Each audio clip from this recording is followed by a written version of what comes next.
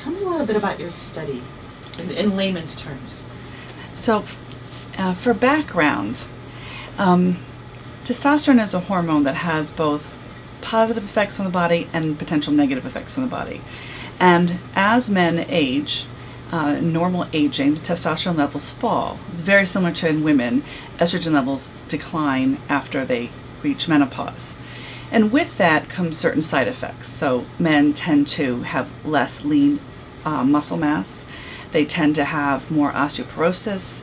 They tend to have more fatigue. So some of that is normal aging. What is also interesting is that there can be disorders, true medical disorders, that cause something called hypogonadism. And those stem from decreased production of testosterone, either from the testicles or from the brain telling the testicles what to do. So those syndromes can happen in younger men. They can happen from genetic problems. They can happen from chemotherapy. They can happen in infections like HIV, can cause low production of testosterone.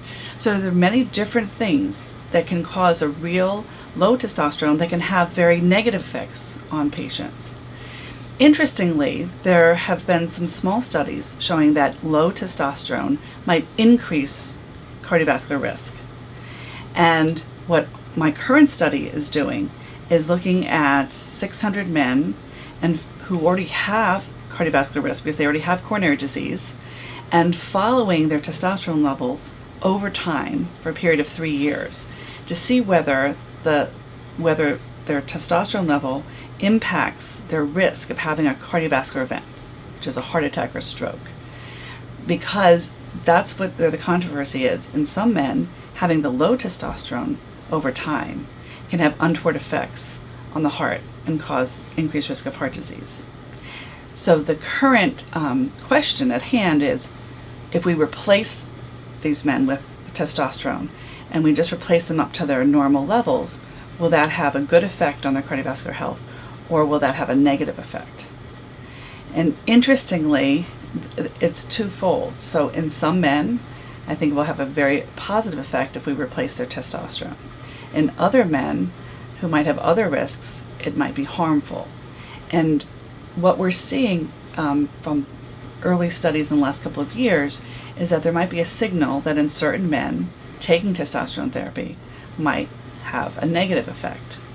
And that's why this week the FDA said we're going to try to change the labeling on testosterone, and we're going to call for more studies. So our study, which will be completed in a year, will be very important to continue the knowledge and scientific breakthroughs of whether low testosterone, in fact, is worse for causing cardiovascular events, or whether replacing it might be detrimental.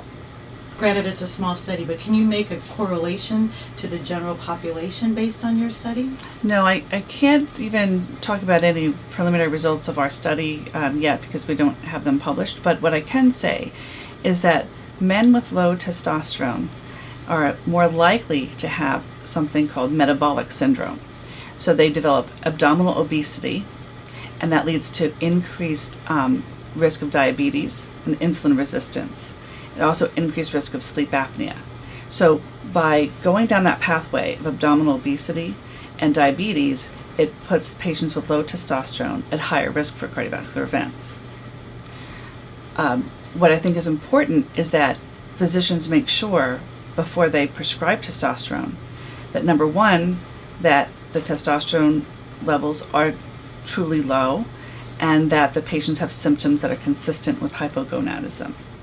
Two, I think it's very important that clinicians who prescribe testosterone make sure that the cardiovascular risk factors are addressed, so that if a patient also has high cholesterol or they're not on an aspirin, that those issues be addressed prior to starting testosterone therapy. I do believe that testosterone can be given safely, and I think that it might have overall beneficial effects on many men, and especially if these men are also treated concomitantly with cardiac medications.